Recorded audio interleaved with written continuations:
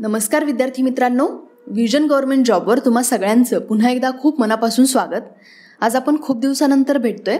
याचं कारण म्हणजे मी जे डेली क्विजचे लेक्चर्स घेत होते तर ते मध्ये सर कंटिन्यू करणार होते, पण काही कारणास्तव त्यांना ते लेक्चर्स तुमच्यापर्यंत वेळोवेळी घेऊन यायला जमत नाही आहे.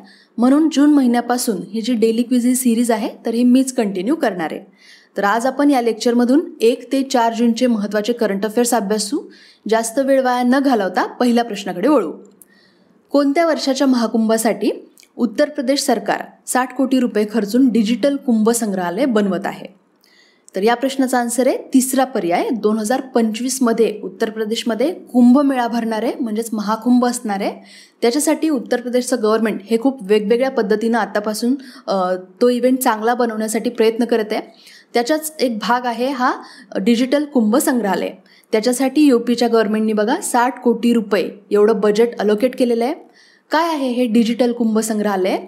तर बघा, याच्यामध्ये बऱ्याच वेगवेगळ्या जे नागरी सुविधा आहेत तर हे देण्यासाठी यूपीचे जे CM आहेत योगी आदित्यनाथ, तर हे यासाठी प्रयत्न करत आहेत. याच्यामध्ये या डिजिटल कुंभ संग्रहालयामध्ये लोकांना ज्या मॉडर्न फॅसिलिटीज आहेत तर हे देण्यासाठी हे बजेट आहे. तर मॉडर्न फॅसिलिटीज कशा? तर हिटिंग, व्हेंटिलेशन आणि एअर कंडिशनिंग, याच्यासोबतच ऑडिओ व्हिडिओ रूम्स याच्यासारखे फॅसिलिटीज तिथं असणार आहेत. या व्यतिरिक्त आध्यात्मिक आणि कुंभमेळा इंटरप्रिटेशन गॅलरी असणार आहे तिथे, समुद्रमंथन गॅलरी, आखाडा गॅलरी. तर अशा वेगवेगळ्या थीम असलेल्या वेगवेगळ्या गॅलरी तर हे इथं क्रिएट करणार आहेत या डिजिटल कुंभ संग्रहालयाच्या अंतर्गत. आता हा जो कुंभमेळा आहे हा कुठं भरणार आहे हे सुद्धा आपल्याला माहिती पाहिजे, कारण यावरती प्रश्न बनू शकतो. तर लक्षात ठेवा, 2025चा हा जो कुंभमेळा म्हणजे महाकुंभ असेल तर तो प्रयागराज, म्हणजे आधीचं जे अलाहाबाद होतं तर या ठिकाणी हे असणार आहे. प्रयागराज लक्षात ठेवा, हे ठिकाण 3 नद्यांचा संगम आहे. ते म्हणजे गंगा, यमुना आणि सरस्वती. या 3 नद्यांचा संगम प्रयागराज या ठिकाणी होतो, जिथं हा 2025चा कुंभमेळा आयोजित होणार आहे. एक्झाम पॉईंट ऑफ व्ह्यू जी कुंभमेळ्याची महत्त्वाची माहिती आहे ती नोट डाऊन करा. आपल्याला माहिती आहे बघा की हिंदू धर्मातला हा एक खूप प्रमुख असा उत्सव आपण म्हणू शकतो, जे की 4 तीर्थक्षेत्राच्या ठिकाणी हा आयोजित केला जातो, किंवा कुंभमेळा 4 तीर्थक्षेत्राच्या ठिकाणी असतो. दर 12 वर्षांनीच हा कुंभमेळा हा उत्सव साजरा केला जातो. याचे एक कारण आहे बघा, दर 12 वर्षांनीच का? तर गुरु हा जो ग्रह आहे त्याला बृहस्पती असं पण म्हणतात काही जण. तर या गुरु ग्रहाची जी प्रदक्षिणा आहे तर ही कंप्लीट होते दर 12 वर्षांनी, आणि एक त्या ग्रहाची प्रदक्षिणा कंप्लीट झाल्यानंतर हा कुंभमेळा आयोजित केला जातो. 4 तीर्थक्षेत्रावरती हा साजरा केला जातो. ही तीर्थक्षेत्र खूप जास्त महत्त्वाची आहेत. तुम्हाला हे ॲज इट इज विचारू शकतात, अ, ब, क, ड, ई असं ऑप्शन देऊन की पुढीलपैकी कोणतं ठिकाणी कुंभमेळा आयोजित केला जात नाही, तर असा प्रश्न बनू शकतो, किंवा जोड्या लावामध्ये सुद्धा हा प्रश्न बनू शकतो. तर लक्षात ठेवा, प्रयागराज आता मी सांगितलेलं गंगा, यमुना, सरस्वती या 3 नद्यांचं संगमाचं ठिकाण आहे. हरिद्वार हे गंगा नदीकाठी वसलेलं एक शहर आहे. त्यानंतर तिसरं जे आहे हे आपल्या महाराष्ट्रातलं नाशिक, जे की आपल्याला माहिती आहे गोदावरी नदीकाठचं हे शहर आहे. आणि शिप्रा नदीकिनारी असलेलं उज्जैन हे जे शहर आहे, तर या 4 ठिकाणी कुंभमेळा हा भरवला जातो. ओके, आता पुढचा प्रश्न, भोपाळ गौरव दिवस कोणत्या दिवशी साजरा केला जातो? तर या प्रश्नाचा आन्सर आहे तिसरा पर्याय 1 जून. तर लक्षात ठेवा, दरवर्षी 1 जून या दिवशी भोपाळ गौरव दिवस साजरा केला जातो. यावर्षी सुद्धा हा दिवस साजरा केला, आणि यावर्षी मध्य प्रदेशचे जे मुख्यमंत्री आहेत शिवराज सिंग चौहान यांनी एक खूप महत्त्वाची अनाउन्समेंट केली. ती म्हणजे की पुढच्या वर्षीपासून 1 जून या दिवशी भोपाळमध्ये सरकारी सुट्टीसुद्धा त्यांनी यावर्षी जाहीर केलेली आहे. आता बघा, 1 जूनलाच हा भोपाळ गौरव दिवस का साजरा केला जातो? तर ह्याच्या मागे इतिहास आहे. तर आपला भारत स्वतंत्र झाला 15 ऑगस्ट 1947ला. पण जेव्हा आपला भारत स्वतंत्र झाला तेव्हा या भोपाळला स्वातंत्र्य मिळालेलं नव्हतं. त्यावेळी भोपाळचे जे नवाब होते तर त्यांनी भोपाळचं भारतात विलिनीकरण करायला नकार दिला होता. पण आपले जे भारताचे लोहपुरुष आहेत सरदार वल्लभभाई पटेल यांच्या प्रयत्नांमुळं नंतर 1 जून 1949ला भोपाळ हा आपल्या भारताचा अविभाज्य भाग बनला, आणि त्यामुळंच दरवर्षी आपण म्हणजे जे भोपाळचे जे रहिवासी आहेत तर ते 1 जूनला भोपाळ गौरव दिवस हा साजरा करतात. ओके, आता पुढचा प्रश्न, खालीलपैकी कोणत्या राज्यात जगातील पहिले 3D प्रिंटेड मंदिर बांधलं जात आहे? या प्रश्नाचा आन्सर आहे तिसरा पर्याय तेलंगणा. तर बघा, तेलंगणामध्ये सिद्दीपेटमधल्या बुरुगुपल्ली या ठिकाणी जगातलं पहिलं 3D प्रिंट केलेलं हिंदू मंदिर आता बांधलं जाणार आहे. जवळपास 3800 चौरस फूट क्षेत्रामध्ये या मंदिराचं बांधकाम होणार आहे. कोण बांधणार आहे? तर अप्सुजा इन्फ्राटेकनी या प्रोजेक्टसाठी सिम्प्लिफोर्स क्रिएशन्स या 3D प्रिंटेड बांधकाम कंपनीशी एक करार केलेला आहे आणि हे अप्सुजा इन्फ्राटेक हे मंदिर बांधणार आहे. ओके, हे फक्त आपल्याला माहिती पाहिजे की जगातलं पहिलं 3D प्रिंटेड मंदिर हे तेलंगणामधल्या सिद्दीपेटमधल्या बुरुगुपल्ली या ठिकाणी बांधलं जाणार आहे. हे एक्झाम पॉईंट ऑफ व्ह्यू आपल्यासाठी महत्त्वाचं आहे. ओके, आता पुढचा प्रश्न, खालीलपैकी कोणत्या राज्याच्या पोलिसांनी ऑपरेशन क्लीन सुरू केले? या प्रश्नाचा आन्सर आहे फर्स्ट ऑप्शन, पंजाब. आता हे ऑपरेशन क्लीन, तर असं नाव न दिसता तुम्हाला बऱ्याच ठिकाणी OPS क्लीन असं सुद्धा वाचायला मिळू शकतं. तर OPS क्लीन म्हणजेच हे ऑपरेशन क्लीन आहे, जे की रिसेंटली पंजाबच्या पोलिसांनी सुरू केलेलं आहे. हे कशा संदर्भात आहे हे खूप महत्त्वाचं आहे. ऑपरेशन क्लीन कशा संदर्भात आहे असं डायरेक्टली सुद्धा आयोग प्रश्न विचारू शकतो.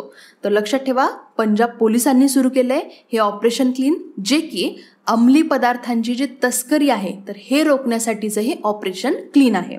तर अंमली पदार्थांच्या व्यावसायिक प्रमाणामध्ये तस्करी करणाऱ्या व्यक्तींच्या उपक्रमांवर लक्ष ठेवण्याच्या उद्देशाने हे पूर्ण पंजाबमध्ये मोहीम ही राबवली जाणार आहे, ज्याचं नाव आहे ऑपरेशन क्लीन. तर ही मोहीम ऑलरेडी सुरू झालेली आहे. त्याच्यामुळं पंजाबमध्ये बऱ्याच ठिकाणी तिथल्या पोलिसांनी खूप मोठ्या प्रमाणात छापेमारी केलेली आहे, ज्याच्यामध्ये तिथं त्यांना जे वेगवेगळे अंमली पदार्थ आहेत, हिरोईन, खसखस, अफू वगैरे, तर हे सुद्धा त्यांना सापडलेले आहेत. याच्याशिवाय काही शस्त्र वगैरे सुद्धा तिथं त्यांनी जप्त केलेली आहेत. ठीक आहे, आपल्याला एक्झाम पॉईंट ऑफ व्ह्यू इथं काय लक्षात ठेवायचं आहे? तर OPS क्लीन म्हणजेच ऑपरेशन क्लीन ही पंजाब पोलिसांची मोहीम आहे, जी की अंमली पदार्थांच्या तस्करीला आळा घालण्यासाठी त्यांनी सुरू केलेली आहे. ओके, आता पुढचा प्रश्न, हॉकीमध्ये कोणत्या संघाने ज्युनियर आशिया कप 2023 जिंकलाय? या प्रश्नाचा आन्सर आहे तिसरा पर्याय, भारत. तर या वर्षीचा पुरुष ज्युनियर आशिया चषक 2023 हा आपल्या भारताने जिंकलेला आहे. फायनलमध्ये आपल्या अगेन्स्ट पाकिस्तान हा देश होता. तर आपण फायनलमध्ये पाकिस्तानला 2-1 हरवून यावर्षी आपण हा कप जिंकलेला आहे आणि ही या कप जिंकण्याची आपली चौथी वेळ आहे. यापूर्वी आपण 2004, 2008 आणि 2015मध्ये म्हणजे 3 वेळा आत्तापर्यंत आपण हा आशिया कप जिंकला होता आणि पाकिस्तानने सुद्धा आत्तापर्यंत 3 वेळाच हा कप जिंकलेला आहे. लक्षात ठेवा, 1987, 1992 आणि 1996मध्ये. आता यावर्षी आपण हा आशिया कप जिंकलेला आहे, तर ही आपली हा कप जिंकण्याची यावर्षीची चौथी वेळ आहे, लक्षात ठेवा. आता हॉकी हा आपला नॅशनल गेम आहे, त्याच्यामुळे या प्रश्नाच्या माध्यमातून आपण त्या संदर्भातली थोडक्यात माहिती जाणून घेऊ. तर आपला जो क्रिकेटचा वर्ल्ड कप असतो ना, हा जसं दर 4 वर्षातून एकदा ICC हे आयोजित करतं, तशाच पद्धतीने बघा हॉकीचा जो वर्ल्ड कप असतो हा सुद्धा दर 4 वर्षातून एकदा आयोजित केला जातो. ह्याचं आयोजन कोण करतं? तर FIH म्हणजे आंतरराष्ट्रीय हॉकी फेडरेशन हे या हॉकीच्या वर्ल्ड कपचं आयोजन दर 4 वर्षातून एकदा करत असतं. FIHचा फुल फॉर्म काय आहे? तर the federation international D hockey. आता याला इंग्लिशमध्ये सांगायचं झालं तर इंटरनॅशनल हॉकी फेडरेशन असं याला आपण म्हणू शकतो. या FIHचं हेडक्वार्टर कुठे आहे? तर स्वित्झर्लंडमधल्या लॉसने या ठिकाणी. 1928मध्ये ॲम्स्टरडॅमच्या ऑलिम्पिकमध्ये भारताने पहिल्यांदा ऑलिम्पिकमध्ये भाग घेतला होता, लक्षात ठेवा. ऑलिम्पिकमध्ये भारताने सगळ्यात जास्त 8 वेळा हॉकीचं विजेतेपद पटकावलेलं आहे. हा मुद्दा आपल्यासाठी खूप प्राऊड फील करण्यासारखा आहे आणि एक्झाम पॉईंट ऑफ व्ह्यू सुद्धा महत्त्वाचा आहे. 8 वेळा आपण ऑलिम्पिकमध्ये जिंकलेलो आहोत. लक्षात ठेवा, जो पहिला वर्ल्ड कप होता ना, तर तो 1971मध्ये स्पेनमधल्या बार्सिलोना या ठिकाणी आयोजित केला होता. हा हॉकीचा पहिला वर्ल्ड कप. त्याचे विनर होता पाकिस्तान. आणि जगातला पहिला हॉकीचा जो क्लब होता तर ह्याची स्थापना 1861मध्ये झाली होती. त्याचं नाव होतं ब्लॅकहीथ रग्बी अँड हॉकी क्लब. ठीक आहे, तर आता आपण पुढचा प्रश्न बघू. कोणत्या राज्यातील पहिल्या वंदे भारत एक्सप्रेसचं उद्घाटन रद्द झालंय? या प्रश्नाचा आन्सर आहे चौथा पर्याय, गोवा. तर बघा 3 जून या दिवशी सकाळी 10:30 वाजता आपले जे PM आहेत श्री नरेंद्र मोदी, तर हे व्हिडिओ कॉन्फरन्सिंगमधून गोव्यातली जी पहिली वंदे भारत एक्सप्रेस आहे हिला हिरवा झेंडा दाखवणार होते. ही जी एक्सप्रेस आहे तर ही मडगाव रेल्वे स्टेशनपासून ही सुरू होणार होती. पण आपल्या सगळ्यांना माहिती की ओडिसाचा जो ट्रेन ॲक्सिडेंट झाला 2 तारखेला, त्याच्यामुळं हा जो इव्हेंट होता तर हा कॅन्सल झालेला आहे. आता ही जी ट्रेन आहे ना, तर ही गोव्यातली पहिली वंदे भारत एक्सप्रेस असणार आहे, लक्षात ठेवा, जी की या मडगाव या स्टेशनपासून ते मुंबईच्या CST पर्यंतही असणार आहे. हिचा जो हा प्रवास असणार आहे हा जवळपास 7.5 तासांचा असणार आहे आणि ही आपल्या भारतातली 19वी वंदे भारत ट्रेन असणार आहे. ठीक आहे, आता पुढचा प्रश्न बघू. अलीकडेच UPSCचे सदस्य म्हणून कोणी शपथ घेतली आहे? आता बघा, या प्रश्नातून आपण UPSCची सविस्तर माहिती बघणार आहोत, जी की आपल्या एक्झाम पॉईंट ऑफ व्ह्यू महत्त्वाची आहे. त्यासाठीच मी हा प्रश्न इथं टाकलेला आहे. या प्रश्नाचा आन्सर आहे फर्स्ट ऑप्शन, बिहारी स्वेन. तर रिसेंटली बिहारी स्वेन यांनी UPSCचे सदस्य म्हणून शपथ घेतलेली आहे. आता UPSCचे अध्यक्ष आणि जे सदस्य असतात त्यांना शपथ कोण देतं? तर आपले भारताचे राष्ट्रपती त्यांना शपथ देत असतात. आता हे कोण आहेत बरं बिहारी स्वेन? तर हे MSMEचे सचिव होते. त्यांनी आता UPSCचे सदस्य म्हणून शपथ घेतलेली आहे. बिहारी स्वेन यांनी 1989 पासून ते 2018 या पिरियडमध्ये गुजरात सरकारमध्ये बऱ्याच वेगवेगळ्या महत्त्वाच्या पदांवरती त्यांनी कामसुद्धा केलेलं आहे. आता आपण UPSC संदर्भात थोडक्यात माहिती जाणून घेऊ. UPSCचा फुल फॉर्म म्हणजे युनियन पब्लिक सर्व्हिस कमिशन. हे सगळ्यांना माहिती असेलच, कारण सगळ्यांचं स्वप्न असतं UPSC थ्रू सिलेक्शन स्वतःचं व्हावं म्हणून प्रत्येकजण धडपडत असतो. तर हा संघ लोकसेवा आयोग असतो. काय करतो हा? तर हा संघाच्या सेवांमध्ये जे वेगवेगळ्या अपॉइंटमेंट होतात, तर या अपॉइंटमेंटसाठी परीक्षा आयोजित करण्याचं काम हा UPSC करत असतो. म्हणजे हे याच्यासाठी जबाबदार असतं. हे UPSCची स्थापना ही इंग्रजांनीच केली होती. 1 ऑक्टोबर 1926ला UPSCची स्थापना झाली होती. ह्याचं हेडक्वार्टर नवी दिल्लीतल्या धौलपूर हाऊस या ठिकाणी आहे. आता बघा, याची स्थापना मी आता सांगितलं की इंग्रजांच्या काळात झालेली आहे 1926ला. तर कोणत्या आयोगावरून ह्याची स्थापना झालेली आहे हे सुद्धा एक्झाममध्ये विचारू शकतात. तर लक्षात ठेवा, ली आयोगाच्या शिफारसीमुळं या केंद्रीय लोकसेवा आयोगाची स्थापना झालेली आहे 1 ऑक्टोबर 1926ला. कोणता आयोग होता तो? तर ली आयोग होता. आता एक्झाम पॉईंट ऑफ व्ह्यू आपल्याला काय काय लक्षात ठेवायचं आहे? तर बघा, स्थापना, याचं हेडक्वार्टर, कोणत्या आयोगाच्या शिफारसीमुळे स्थापना झाली आहे हे महत्त्वाचं आहे. आणि सगळ्यात महत्त्वाचं म्हणजे या संदर्भातली कलमं. तर बघा, आपल्या भारतीय संविधानातले कलम 315 ते 323 यामध्ये लोकसेवा आयोगासंबंधी माहिती दिलेली आहे. या आयोगाची जी रचना सांगायचं झालं तर बघा, आयोगामध्ये अध्यक्षांसह 9 ते 11 सदस्यांचा समावेश असतो. आणि यांची अपॉइंटमेंट कोण करतं? अध्यक्ष आणि इतर सदस्यांची. तर आपल्या भारताचे राष्ट्रपती हे त्यांना नियुक्त करतात. आणि ह्यांचा कार्यकाळ किती असतो? तर लक्षात ठेवा, UPSCचे अध्यक्ष आणि सदस्य हे 6 वर्षांच्या कालावधीसाठी किंवा वयाची 65 वर्ष पूर्ण होईपर्यंत, याच्यापैकी जे आधी असेल ते, तर या पिरियडसाठी ते त्यांचं पद धारण करू शकतात. लक्षात ठेवा, या UPSCचे जे पहिले अध्यक्ष होते त्यांचं नाव होतं सर रॉस बार्कर. आता हे नावावरून पण आपल्याला कळतं आणि स्थापना पण मी तुम्हाला सांगितली की इंग्रजांच्या काळात आहे. म्हणजे हा पहिला अध्यक्षसुद्धा इंग्रजच होता. तर तुम्हाला मी या लेक्चरमधून एक पहिला होमवर्कचा प्रश्न देते, ते म्हणजे UPSCचे पहिले भारतीय अध्यक्ष कोण? तर याचा आन्सर तुम्ही मला कमेंट करून सांगायचं आहे. ओके, पुढचा प्रश्न, खालीलपैकी कोणी नौदल शस्त्रास्त्र महासंचालक म्हणून कार्यभार स्वीकारलाय? या प्रश्नाचा आन्सर आहे फर्स्ट ऑप्शन, P उपाध्याय. तर रिसेंटली बघा, श्री P उपाध्याय यांनी नौदल शस्त्रास्त्राचे महासंचालक म्हणून आता पदभार स्वीकारलेला आहे. यापूर्वी या पदावरती कोण होतं? तर श्री KSC लायर. 31 मेला हे रिटायर झालेत आणि त्यांच्या जागी आता P उपाध्याय हे आलेले आहेत नौदल शस्त्रास्त्राचे महासंचालक म्हणून. कोण आहेत हे P उपाध्याय? तर हे आपल्या भारतीय नौदल शस्त्रास्त्र सेवेच्या 1987च्या तुकडीचे आहेत ते. ओके, पुढचा प्रश्न, जागतिक हवामान संघटना WMOचे 3रे उपाध्यक्ष म्हणून कोणाची निवड झाली आहे? या प्रश्नाचा आन्सर आहे तिसरा पर्याय, मृत्युंजय महापात्रा. कोण आहेत हे? तर आपल्या IMDचे संचालक आहेत मृत्युंजय महापात्रा, जे की आता WMOचे 3रे उपाध्यक्ष बनलेले आहेत. या प्रश्नातून आपण WMO बद्दल सुद्धा थोडक्यात माहिती जाणून घेऊ. याची स्थापना कशी झाली WMOची? तर लक्षात ठेवा, पहिल्यांदा IMOची स्थापना झाली होती 1873 मध्ये. IMO म्हणजे आंतरराष्ट्रीय हवामान संघटना होती ती. ही एक गैर सरकारी संस्था होती. त्यानंतर काय झालं? तर 1947 मध्ये जागतिक हवामान विषयक अधिवेशन झालं.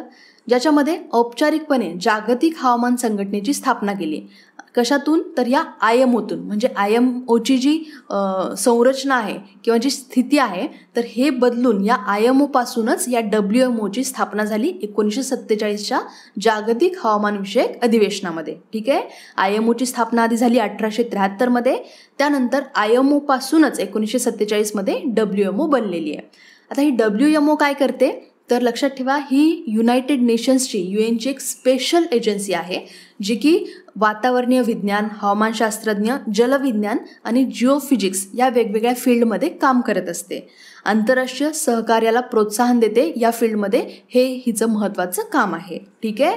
आणि हिचं हेडक्वार्टर कुठं आहे तर स्वित्झर्लंडमध्ये जिनेवा या ठिकाणी या WMOचं हेडक्वार्टर आहे, लक्षात ठेवा. ठीक आहे. आता पुढचा प्रश्न, सेलेस्टे साउलो या UN हवामान संस्थेच्या पहिल्या महिला प्रमुख बनल्या आहेत. त्या कोणत्या राष्ट्राच्या आहेत? या प्रश्नाचा आन्सर आहे फर्स्ट ऑप्शन, अर्जेंटिनाच्या आहेत ह्या सेलेस्टे साउलो. या आता UN हवामान संस्थेच्या पहिल्या महिला प्रमुख बनल्या आहेत, लक्षात ठेवा. 2014 पासून अर्जेंटिनाच्या राष्ट्रीय हवामान सेवेचं संचालक म्हणून साउलो यांनी काम केलेलं आहे. आता या पदावरती जाण्यासाठी ना वोटिंग होत असतं या UN हवामान संस्थेच्या प्रमुख बनण्यासाठी. तर या वोटिंगमध्ये साउलो यांना 2/3 म्हणजे 2/3 एवढा पाठिंबा मिळालेला आहे, म्हणून त्यांची आता या पदावरती अपॉइंटमेंट झालेली आहे. या प्रश्नाच्या माध्यमातून आपण अर्जेंटिनाची सुद्धा थोडक्यात मॅपमधून माहिती करून घेऊ, कारण साउलो या अर्जेंटिना या देशाच्या आहेत. तर बघा, अर्जेंटिनाची जी राजधानी आहे तर ती आहे ब्युनोस एरिस. ह्याच्या पूर्वेला आपण बघितलं तर इथे बघा खाली अटलांटिक ओशियन आहे, पूर्वेकडे उरुग्वे हा देशाची सीमा लागलेली आहे, यासोबतच ब्राझील, उत्तरेकडे आपण बघितली तर बोलिव्हिया आणि पॅराग्वे या देशांच्या सीमा लागलेल्या आहेत, आणि पश्चिमेकडं चिले हा देशाला लागून आहे. ठीक आहे. पुढचा प्रश्न, ऑक्टोबर 2023मध्ये खालीलपैकी कोणत्या ठिकाणी आफ्रिकन खंडातील पहिला IIT सुरू होईल? या प्रश्नाचा आन्सर आहे फर्स्ट ऑप्शन, टांझानिया. तर बघा, ऑक्टोबर 2023मध्ये आपण पहिलं परदेशी कॅम्पस सुरू करणार आहोत IITचं टांझानियाच्या झांझिबार या ठिकाणी. तर ही जी बॅच असणार आहे फर्स्ट बॅच, याच्यामध्ये 50 अंडर ग्रॅज्युएट स्टुडंट्स असतील आणि 20 मास्टर्स करणारे स्टुडंट असतील. तर या एवढ्या स्टुडंटच्या बॅचसोबत आपण आपलं पहिलं परदेशी कॅम्पस उघडणार आहोत. पहिलं देशाबाहेरचं असणार आहे, हे लक्षात ठेवा. तसं तर बघा ना, आपण भारताबाहेर एकूण 3 कॅम्पस ओपन करणार आहोत. पहिला आता आपण बघितलं झांझिबार या ठिकाणी, दुसरं असणार आहे अबुधाबीला, आणि तिसरं असणार आहे क्वालालंपूर या ठिकाणी. हे तिन्ही नावं जे आहेत हे एक्झाम पॉईंट ऑफ व्ह्यू खूप महत्त्वाचे आहेत, लक्षात ठेवा. आता क्वालालंपूर मी जे सांगितलं ना, तर ही कोणत्या देशाची राजधानी आहे याचा आन्सर तुम्ही मला कमेंट करून सांगायचं आहे. हा तुमचा दुसरा होमवर्कचा प्रश्न आज असणार आहे. ठीक आहे. आता बघा, जरी हे IIT आपण झांझिबार इथं सुरू करत असलो ना, तरीसुद्धा या कॉलेजचं नाव असणार आहे IIT मद्रास. हा मुद्दासुद्धा आपल्याला इथे लक्षात ठेवायचा आहे. ठीक आहे. यावर्षी फर्स्ट इयरला म्हणजे ह्या कॉलेजचं हे पहिलंच वर्ष असणार आहे ना, तर पहिल्या वर्षी डेटा सायन्स आणि आर्टिफिशियल इंटेलिजन्स हे कोर्सेस या IITमधून सुरू केले जाणार आहेत. सगळे कोर्सेस एकदाच कुठलेही कॉलेज सुरू करत नसतं. आता टांझानिया कुठं आहे जरा मॅपमध्ये आपण बघून घेऊ. इथे बघा, डोडोमा ही या टांझानियाची राजधानी आहे. याच्या पूर्वेला आत्ता आपण बघितलं की इंडियन ओशन आहे, म्हणजे हिंदू महासागर आहे. याच्या दक्षिणेला मोझॅम्बिकची सीमा लागलेली आहे. याशिवाय मालावी आहे, झांबिया आहेत. याच्या पश्चिमेकडे जर आपण बघितलं तर इथे बघा बुरुंडी, रवांडा हे देश दिसत आहेत. याच्या उत्तरेला युगांडा हा देश आहे आणि केनियासुद्धा आहे. ठीक आहे. केनियाची राजधानी आहे नैरोबी. आता आपण पुढचा प्रश्न बघू. अलीकडेच MH-60R हेलिकॉप्टरने INS विक्रांतवर पहिलं लँडिंग केलं. भारताला हे हेलिकॉप्टर कोणत्या देशातून देण्यात आलेले आहे? या प्रश्नाचा आन्सर आहे फर्स्ट ऑप्शन, आपण हे हेलिकॉप्टर USA कडून घेतलेले आहेत. कोणते? MH-60R. याच्यामध्ये जे R आहे ना, तर ते रोमिओसाठी आहे, लक्षात ठेवा. MH-60 रोमिओ असं या हेलिकॉप्टरचं नाव आहे, जी की आपण US कडून घेतलेलं आहे.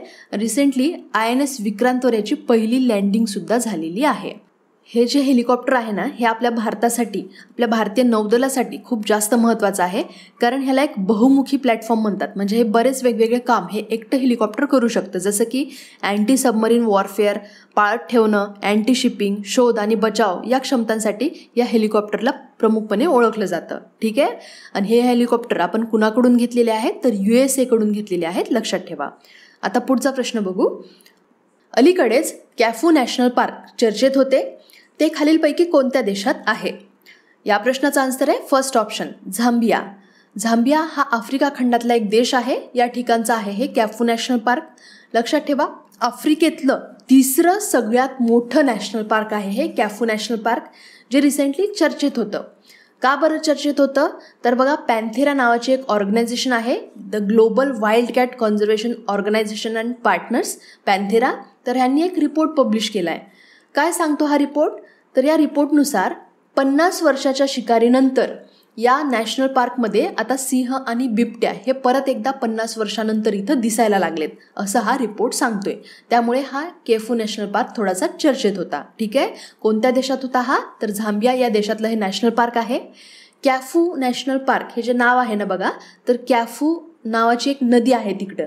तर या काफू नदीचं नाव या नॅशनल पार्कला देण्यात आलेलं आहे. ही जी नदी आहे ना, तर ही तिथं एक खूप मोठ्या विस्तीर्ण वाळवंटातून वाहणारी नदी आहे, ज्यावरून या नॅशनल पार्कला नाव देण्यात आलेलं आहे. या प्रश्नातून झांबिया कुठं आहे हे आपण थोडक्यात बघून घेऊ. तर इथं बघा, हा आहे आफ्रिका खंड आणि हा आहे झांबिया देश. याची राजधानी लुसाका ही इथं आहे.